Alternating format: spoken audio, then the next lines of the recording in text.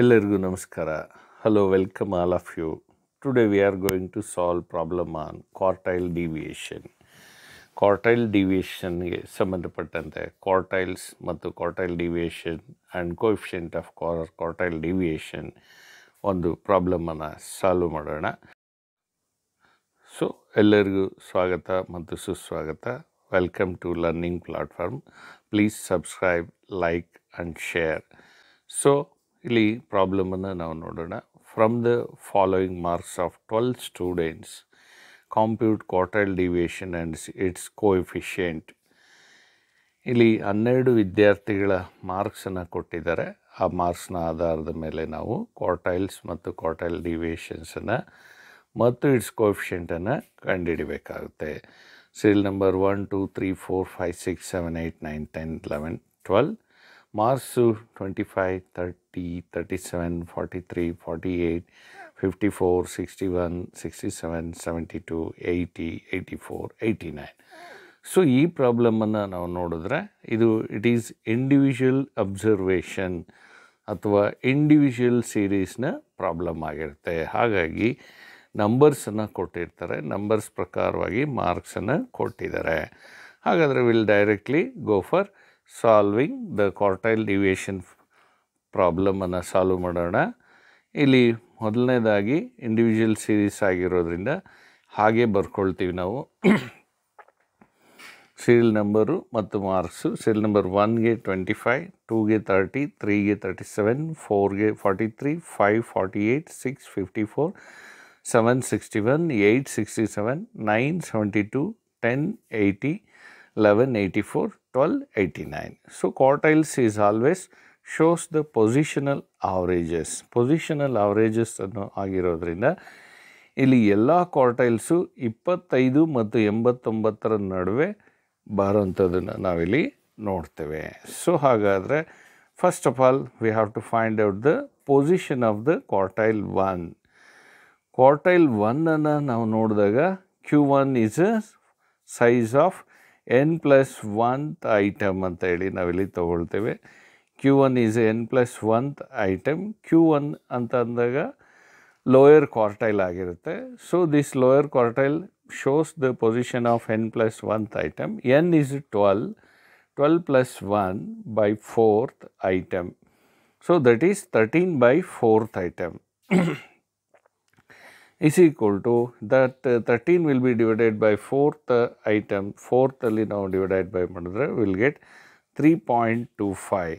So 3.25th item is a quartile 1.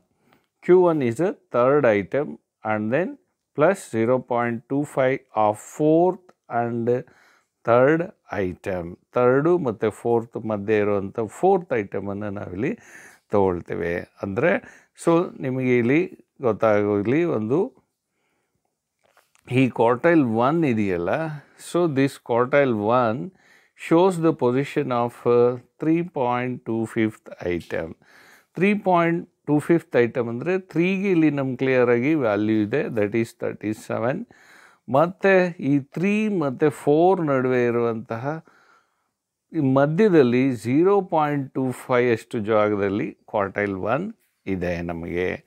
ಹಾಗಾದರೆ ನಾವು quartile 1ಅನ್ನು ನಾವು ನೋಡಿದಾಗ ನೋಡಿ, quartile 1 is third item is 37 plus 0.25 is into 4th item ಬಂದು ನಿಮಗೆ 4th ಐಟಮ್ ಇದೆಯಲ್ಲ 43 ಇದೆ, ಮೈನಸ್ ಥರ್ಡ್ ಐಟಮ್ ಎಷ್ಟಿದೆ 37 ಇದೆ. ಸೊ ಅಂದರೆ 3 ನಂತರ ಥರ್ಡು 4th ಮಧ್ಯೆ 0.25 ಅಷ್ಟು ನಾವು ತೊಗೋಬೇಕಾಗಿದೆ. ಆವಾಗ ನಾವು ತೊಗೊಳ್ತೀವಿ 37 ಹಾಗೆ ತೊಗೊಳ್ತೀವಿ. ಇಲ್ಲಿ 0.25 ಇಂಟು ಇಲ್ಲಿ 43 ಅಲ್ಲಿ ಮೈನಸ್ 37ಅನ್ನು ಕಳೆದ್ರೆ ಯು ವಿಲ್ ಗೆಟ್ 6. ಅಂದರೆ ಪ್ಲಸ್ 0.25 ಇಂಟು 6. ಹಾಗಾದರೆ ಇಲ್ಲಿ ನಾವು ತೊಗೊಂಡಾಗ 37 ಪ್ಲಸ್ 0.25 ಇಂಟು 6 ಮಾಡಿದಾಗ you will get 1.5. So therefore 38.5 is quartile 1. So quartile 1 38.5 ಬಂದಿದೆ. ನಾವು ಇದ್ರ ವ್ಯಾಲ್ಯೂಸನ್ನು ನಾವು ನೋಡಿದಾಗ ದೀಸ್ 38.5 ನೋಡಿ ಥರ್ಡು ಮತ್ತು ಫೋರ್ತ್ ಮಧ್ಯೆ ಇರುತ್ತೆ. ಹಾಗಾಗಿ ಕ್ವಾರ್ಟೈಲ್ 1 ವ್ಯಾಲ್ಯೂ ನಾವು ಈಸಿಯಾಗಿ 38.5 ಅಂತ ಹೇಳ್ಬೋದು. ಸೊ ಕ್ವಾರ್ಟೈಲ್ಸ್ ಅಂತಂದಾಗ it divides entire data into 4 equal parts, 4 ಭಾಗಗಳನ್ನಾಗಿ ಮಾಡುತ್ತೆ. ಅಲ್ಲಿಗೆ ಮೊದಲನೇ ಭಾಗ 38.5ರಲ್ಲಿ ನಿಲ್ತು. Next will go for quartile 2. Quartile 2 ಅಥವಾ ಮೀಡಿಯನ್ ಎರಡೂ ಕೂಡ ಒಂದೇ. ಕ್ವಾರ್ಟೈಲ್ 2 ಅಂದರೆ which divides the entire data into 2 equal parts. So n+1/2 item ಅಂತ ನಾವಿಲ್ಲಿ ತೊಗೊಳ್ತೀವಿ.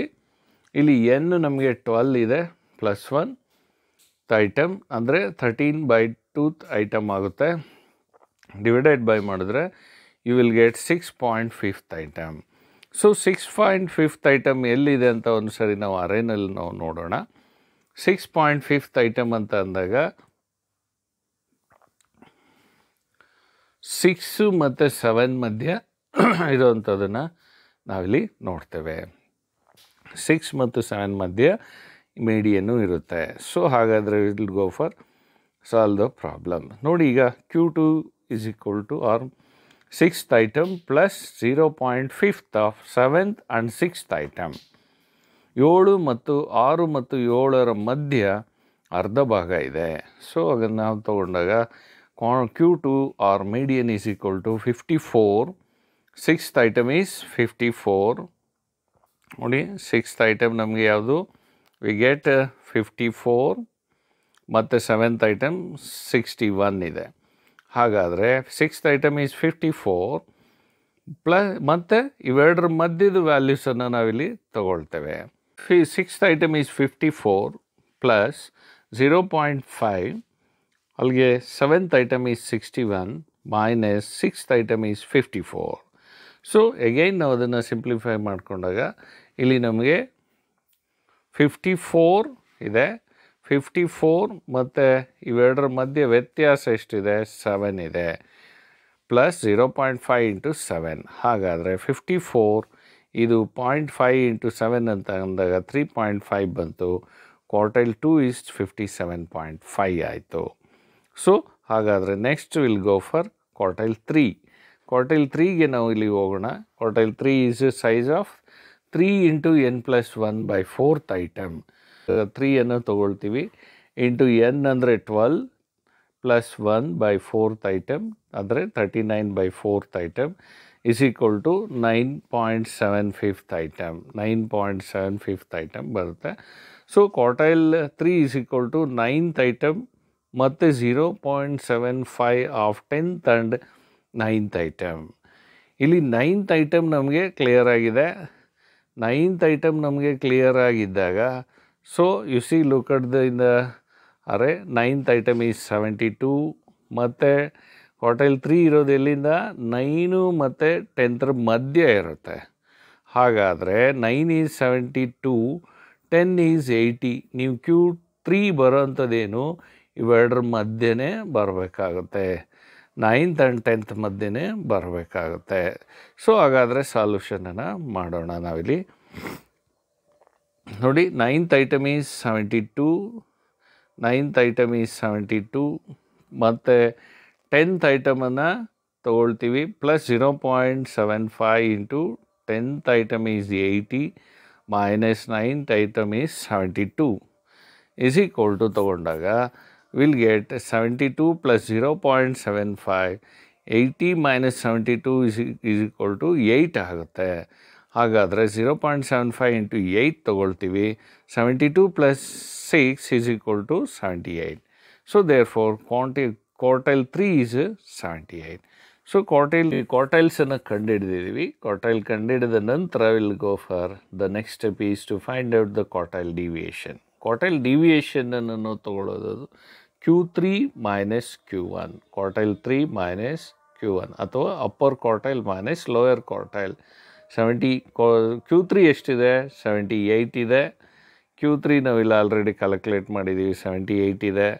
ಅದೇ ರೀತಿಯಲ್ಲಿ ಇನ್ನೊಂದು ಯಾವುದು Q1 ಎಷ್ಟಿದೆ ನಮಗೆ 38.5 ಇದೆ.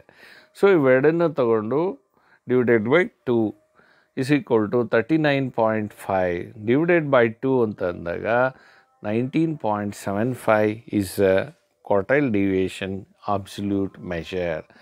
ಇಲ್ಲಿ ಭಾಳ ಸಿಂಪಲ್ಲು Q3 Q1 ಅನ್ನು ಲೆಸ್ ಮಾಡಬೇಕು ಅಂದರೆ 78 minus 38.5 divided by 2 ಅಂದರೆ 39.5 divided by 2 is equal to 19.75 absolute measure ಆಗುತ್ತೆ. ನಂತರ ಕೋಎಫಿಷಿಯಂಟ್ ಆಫ್ ಕ್ವಾರ್ಟೈಲ್ ಡಿವಿಯೇಷನನ್ನು ನಾವು ತೊಗೊಳ್ತೀವಿ.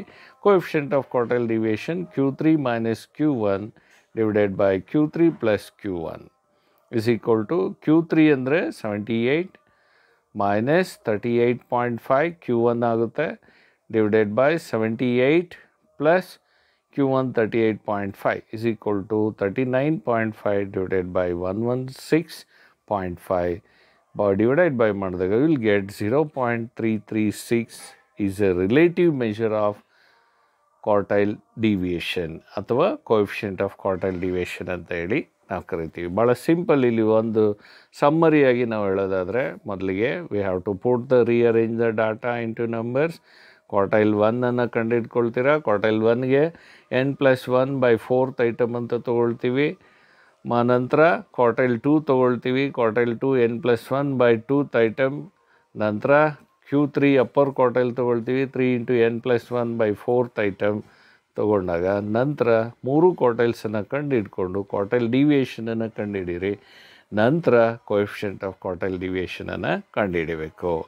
So it is very easier to solve the problem. So thank you for watching the video. Thank you very much.